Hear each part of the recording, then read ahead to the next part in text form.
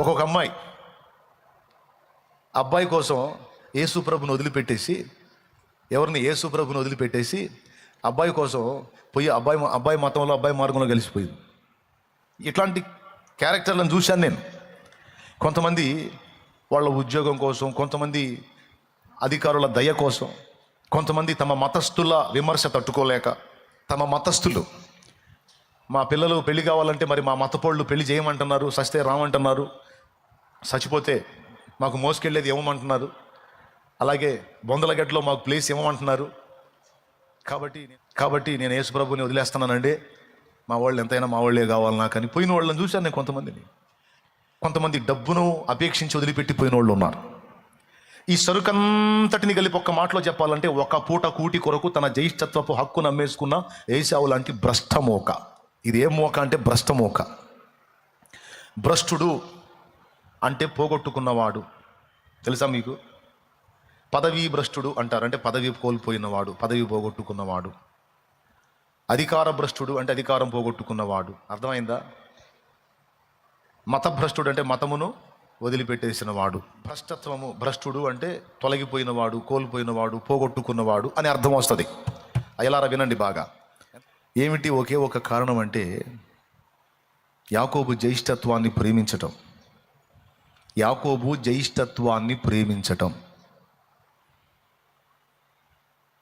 జ్యేష్ఠత్వాన్ని ప్రేమించటమా? జ్యేష్ఠత్వాన్ని ప్రేమించటం అంటే ఏమిటి అంటే, పెద్ద కుమారుడుగా తను పుట్టల. ముందు ఏశావు పుట్టాడు, తర్వాత యాకోబు పుట్టాడు. వాస్తవంగా పెద్ద కుమారుడిని, ముందు పుట్టినోడిని జ్యేష్ఠుడు అంటారు, తర్వాత పుట్టినోడిని చివరోడిని కనిష్ఠుడు అంటారు. నేను జ్యేష్ఠుడు అవుదాం అనుకుంటే కనిష్ఠుడయ్యాను. అదే జ్యేష్ఠుడై ఉంటే ఆ జ్యేష్ఠత్వపు ఆశీర్వాదాలన్నీ నాకు వచ్చాయి. జ్యేష్ఠులకు నా దేవుడిచ్చే దీవెనలన్నీ నాకు సంప్రాప్తమయ్యాయి. ఈ దరిద్రుడు ముందు పుట్టాడు, నా కర్మగాలి వెనక పుట్టాను. ఈ దరిద్రుడు వెనక పుట్టి నేను ముందు పుట్టినట్టయితే ఆ దీవెనలన్నీ నాకు వచ్చాయి కదా అని ఒకటే దిగులు చిన్నప్పటి నుంచి. అరే ముందు పుడితేనేమి, వెనక పుడితేనేమి, ముందు జన్మిస్తేనేమి, వెనక జన్మిస్తేనేమి, ఆ పెద్దోడై పుట్టినంత మాత్రాన ఏం ఒరిగిద్ది అని అనుకోలా. దేవుడు ఉన్నాడని యాకోబుకు తెలుసు. ఆ దేవుడు నిజమైన దేవుడు, తన పితరులు సేవించిన దేవుడు అని యాకోబుకు తెలుసు. ఆయన జ్యేష్ఠులను దీవించే దేవుడు అని తెలుసు. కానీ ఆ ఛాన్స్ మిస్ చేసుకున్నానే నేనని దిగులు. కడుపులో పిండంగా ఉన్నప్పటి నుంచి ఫైటింగే, పుట్టేటప్పుడు ఫైటింగే. అదంతా రాసుంటుంది గ్రంథంలో. రెబెకా కడుపులో పెనుగులాట జరిగింది అని ఉంది. పుట్టేటప్పుడు కూడా ఏశావు మడిమను పట్టుకొని వచ్చాడు బయటికి. అంటే ఎట్లనన్నా కానీ వెనక్కి లాగాలని ట్రై చేశాడు, కుదరలా, పుట్టేశాడు. ఏశావు ముందు పుట్టాడు. అంటే జ్యేష్ఠుడికి వచ్చేటువంటి దీవెనలన్నీ శ్రేష్టమైనవి, గొప్పవి, దేవుడిచ్చేవి. అంటే అసలు ఎన్ని వస్తాయో రావో, నిజమో కాదో ఎవరికి తెలుసు. కానీ యాకోబు విశ్వాస నేత్రములు కలిగిన వాడు. అది యాకోబు స్పెషల్.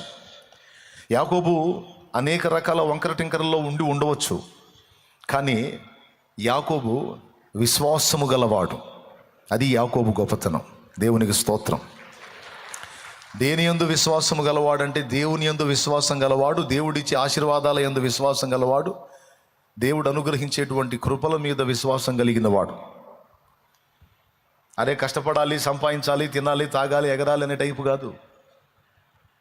భూమి మీద జన్మించిన ప్రతి మానవుడికి అన్నీ అనుగ్రహించి వాటన్నిటినీ పొందేటట్టు, అనుభవించేటట్టు చేసి భూమి మీద యాత్రను ఆశీర్వాదకరంగా మార్చేది దేవుడు.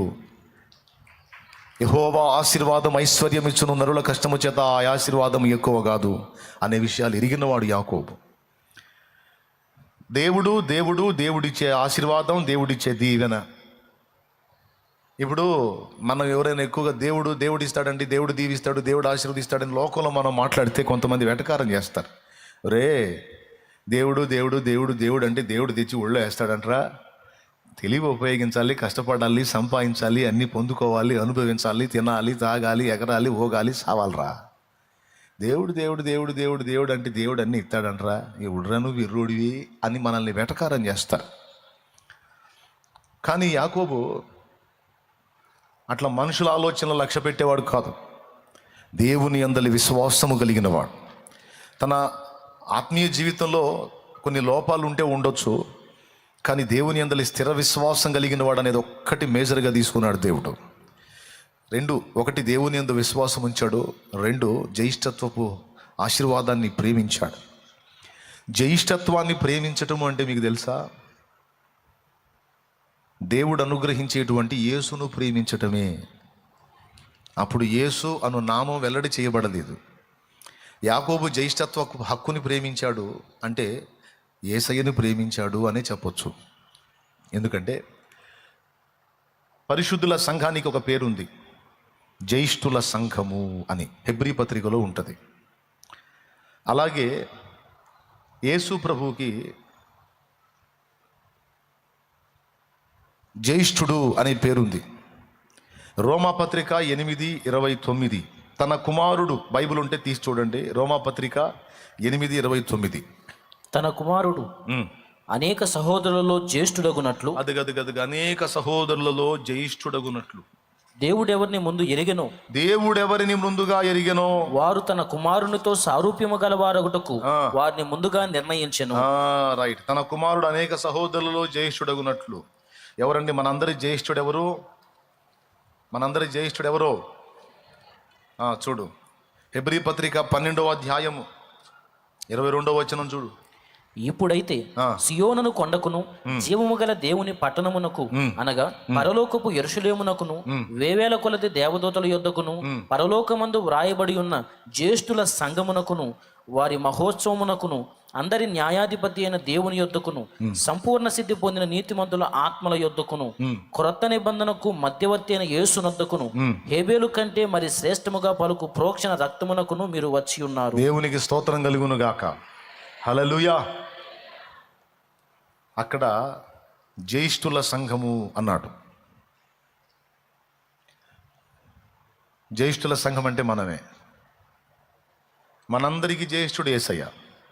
ఆ యేసు రక్తం చేత విమోచింపబడిన మనమందరం కూడా జ్యేష్ఠుల సంఘం. పరిశుద్ధాత్మా ఫలమును పొంది పరిపూర్ణమైన జ్యేష్ఠుల సంఘమై, పరిశుద్ధాత్మా ఫలములు పొంది పరిపూర్ణమైన జ్యేష్ఠుల సంఘమై, సియోను రాజా నీ ముఖము చూడ ఆశతో నేను వేచియున్నాను. సియోను రాజా నీ ముఖము చూడ ఆశతో నేను వేచియున్నాను. మహిమ స్వరూపుడా మృత్యుంజయుడా మరణపు ముల్లును విరచినవాడా, నీకే స్తోత్రములు నా యేసయ్యా, నీకే స్తోత్రములు, నీకే నా యేసయ్యా, నీకే స్తోత్రములు.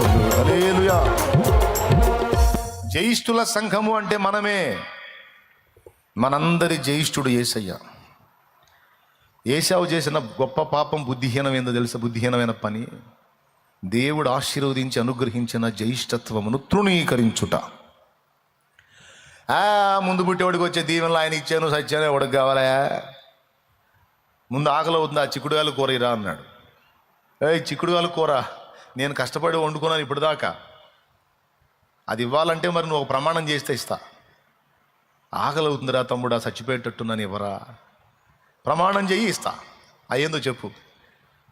నీ జ్యేష్ఠత్వపు హక్కు నాకు అమ్ము, అప్పుడు ఈ చిక్కుడుగాయలు కూరిస్తా. సరే పో, అమ్మేసాపో, కూర ఇవ్వు, ఆకలి అవుతుంది ఇవ్వరా. అట్లాగా ప్రమాణం చెయ్యి. నా పితరుల దేవుడైన నా ప్రభు సాక్షిగా, ఇదిగో ముందు పుట్టిన నేను జ్యేష్ఠుణ్ణి, నా జ్యేష్ఠత్వపు హక్కుని ఇదిగో ఈ కూర కొరకు నా తమ్ముడైన యాకోబుకు దీన్ని నేను అమ్ముచున్నాను అని ప్రమాణం చెయ్యి అని. ఆ జ్యేష్ఠత్వపు హక్కుని పొందుకోవటానికి తన ఆహారాన్ని వదులుకున్నాడు యాకోబు. ఒక్క పూట కూటి కొరకు, ఒక్క పూట ఆహారం కొరకు దేవుడు అనుగ్రహించినటువంటి ఆ గొప్ప దీవెనని తృణప్రాయముగా తృణీకరించాడు ఏశావు. అందును గూర్చి లేఖనం ఏముందో తెలుసా? అది హెబ్రీ పత్రిక 12లో ఒక్క పూట కూటి కొరకు తన జ్యేష్ఠత్వపు హక్కును అమ్మేసుకున్న ఏశావు వంటి భ్రష్టుడైన వ్యభిచారి అయినా. ఏమంటే జ్యేష్ఠత్వపు హక్కునే అమ్ముకుంటే భ్రష్టుడు ఎందుకు అయ్యాడు? వ్యభిచారి ఎందుకు అయ్యాడు? జ్యేష్ఠత్వపు హక్కుని కొనుక్కున్నందుకు యాకోబు ఎందుకు ఆశీర్వదించబడిన వాడయ్యాడు? ఎందుకు ధన్యుడయ్యాడు? జ్యేష్ఠత్వపు హక్కును అమ్మేస్తే ఏశావు భ్రష్టుడా? జ్యేష్ఠత్వపు హక్కును అమ్మేస్తే ఏశావు వ్యభిచారా? అసలు ఏంటి అంత పాపం ఏంటది అంటే అక్కడే ఉంది రహస్యం. జ్యేష్ఠత్వపు హక్కు యేసుకు సూచనగా ఉన్నది. జ్యేష్ఠత్వపు హక్కుని తృణీకరించటం యేసును తృణీకరించడంతో సమానం. ఈరోజు కొంతమంది క్రీస్తునందు విశ్వాసంలోకి వచ్చారు, మారు మనసు పొంది బాప్తిస్మం పొంది వారం వారం దేవుని సన్నిధికి వచ్చి దేవుడిని సేవిస్తూ ఉన్న కొంతమంది కులస్తులు ఒప్పుకోలేదని మళ్ళా లోకంలోకి పోయారు. వాళ్ళ కులపోళ్ళు ఊరుకోవట్లేదంట చర్చికి వస్తుంటే. అరే మనం ఏంది, మన కులం ఏంది, మనం ఏంది అసలు, నువ్వేంది, ఆ బైబిల్ పుస్తకం తీసుకొని ఏంది వారం వారం చర్చికి పోవటం ఏంది, అరే ఎంత చిన్నతనంగా ఉందిరా, అసలు ఏందిరా నువ్వు, ఏదో సాయం జరిగిందనుకో, ఏదో తుణమో పొలమో అంత సమర్పించి వదిలేసేయాలి ఆ పూటతో, అసలు ఏంది అట్టగా అతుక్కుపోయావేంటి అని కొంతమంది కౌన్సిలింగ్ చేస్తే ఆ కులపోళ్ళ ఫీలింగ్ దెబ్బకి యేసు ప్రభువును వదిలిపెట్టుకొని మళ్ళీ వాళ్ళతో కలిసి వాళ్ళ పాపాల్లోకి వెళ్ళిపోయిన వాళ్ళని కొంతమందిని నేను చూశా. ఏంటి ఒకటి, కొంతమంది మగపిల్లలు ఆడపిల్లల కొరకు విశ్వాసీయుడు మారు మనసు పొందాను అన్నాడు, బాప్తిస్మం పొందాను అన్నాడు, భక్తుడు అన్నాడు. కానీ ఎవరో ఒక అమ్మాయిని లవ్ చేశాడంట, అమ్మాయి అన్యురాలంట, అందుకని వీడు అమ్మాయి కోసం యేసు ప్రభువును వదిలిపెట్టి వాళ్ళతో కలిసి భజన చేయడం మొదలుపెట్టాడు. అందులో కలిసి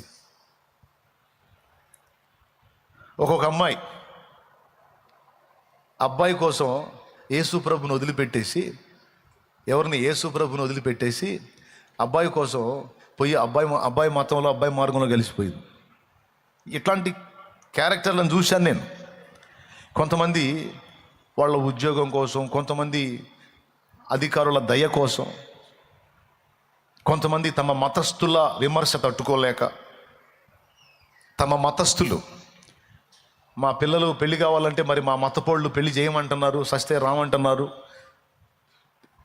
చచ్చిపోతే మాకు మోసుకెళ్ళేది ఇవ్వమంటున్నారు, అలాగే బొందలగడ్డలో మాకు ప్లేస్ ఇవ్వమంటున్నారు, కాబట్టి నేను యేసుప్రభుని వదిలేస్తున్నానండి, మా వాళ్ళు ఎంతైనా మా వాళ్ళే కావాలి నాకు అని పోయిన వాళ్ళని చూశాను నేను.